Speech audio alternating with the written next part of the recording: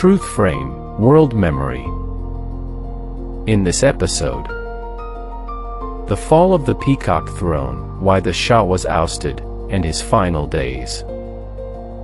A kingdom built on sand. For nearly 4 decades, Mohammad Reza Shah Pahlavi ruled Iran as its monarch, a man who envisioned a modern, powerful, Western-aligned nation. He called himself Shah, King of Kings, and Aryamir, Light of the Aryans. His ambitions were vast: industrialization, military expansion, nuclear development, and a sweeping modernization program known as the White Revolution. But beneath the glittering facade of progress, Iran was a pressure cooker. By the late 1970s, the forces of discontent, economic, political, religious, and cultural, converged into a storm that would sweep away 2,500 years of monarchy. This is the story of why the Shah fell, and how he spent his final days wandering the world, a king without a kingdom. The roots of the revolution, seeds of discontent. Let us see what was the White Revolution, modernization without consent.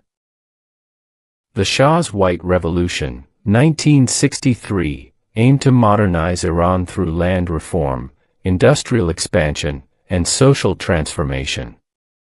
But it had unintended consequences. It alienated the clergy, who saw it as an attack on Islamic institutions. It disrupted rural life, pushing millions of landless peasants into overcrowded cities. It accelerated westernization, creating a cultural divide between elites and ordinary Iranians. Among the clergy who opposed him, one voice rose above all: Ayatollah Ruhollah Khomeini, exiled in 1964 but still reaching Iran through smuggled tapes and writings. From economic boom to economic pain. Iran's oil wealth exploded, from $34 million in 1953 to $19 billion by 1975. But the boom created inflation, income inequality, urban overcrowding, a sense that wealth was being mismanaged. By the mid-1970s, the Shah's massive defense spending, an 800% increase over 4 to 5 years, strained the economy and fueled public anger, political repression, and the fear of Savak. The Shah's regime grew increasingly authoritarian. Opposition parties were banned or marginalized. Savak, the secret police, became infamous for surveillance, torture, and censorship. Political participation was nearly non-existent. For many Iranians, the Shah's modernization came at the cost of freedom. The cinema Rex fire and the breaking point. In August 1978, the cinema Rex fire killed around 400 people. Though later evidence pointed to Islamic militants, many Iranians believed Savak was responsible, a belief that ignited nationwide fury. The revolution was no longer a whisper. It was a roar. Then began the collapse, how the Shah lost his throne. A coalition too broad to stop. By 1978 to 79, the opposition was a rare coalition. Clerics, secular intellectuals, leftists, nationalists, students, the urban poor. All united by one goal: the end of the monarchy. The army steps back. On February 11, 1979, the Imperial Iranian Army declared neutrality, refusing to defend the monarchy. Without the military, the Shah's rule evaporated. The Guadalupe Conference. At a 1979 meeting of Western leaders, the Shah's allies, including the US, concluded that saving his regime was impossible. The message was clear: he was on his own. The Shah forced to leave Iran. On January 16, 1979, the Shah and Empress Farah boarded a plane and left Iran for a vacation. Crowds celebrated in the streets. The monarchy was finished. The Shah could not be saved by his powerful Western backers. The Ayatollahs proved it. The last days, a king in exile. A secret illness. Behind the scenes, the Shah was dying. He had cancer, a fact hidden from the Iranian public and even many world leaders. His exile became a desperate search for medical treatment and political refuge. A wandering monarch. A wandering monarch.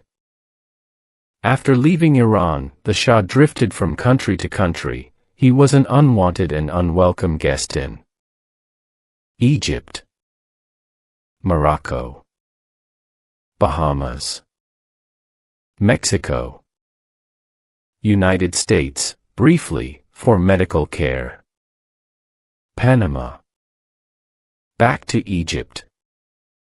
Each stop was marked by diplomatic tension.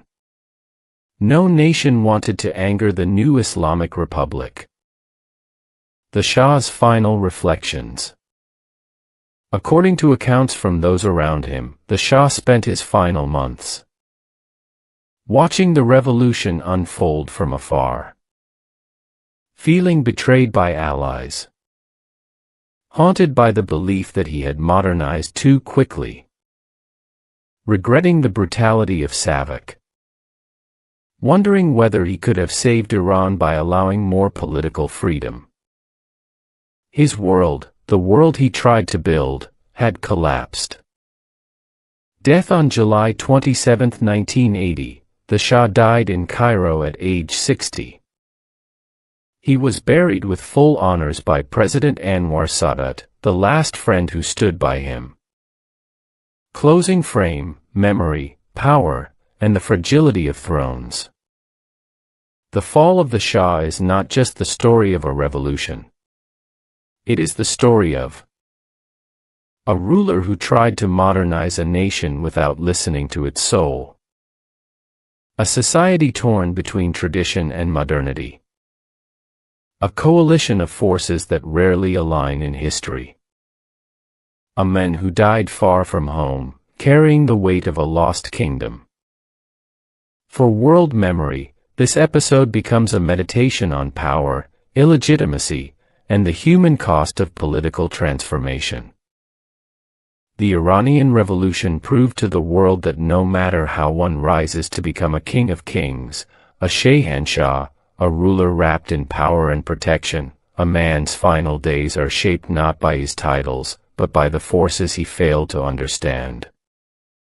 In the end, history decides what the throne cannot. It revealed that power and protection alone cannot determine a ruler's fate and reminded the world that even a Shahanshah cannot command the terms of his ending. Power may build a throne, but it cannot secure the final chapter. This is Truth Frame, World Memory. Thank you and keep looking for my historical videos.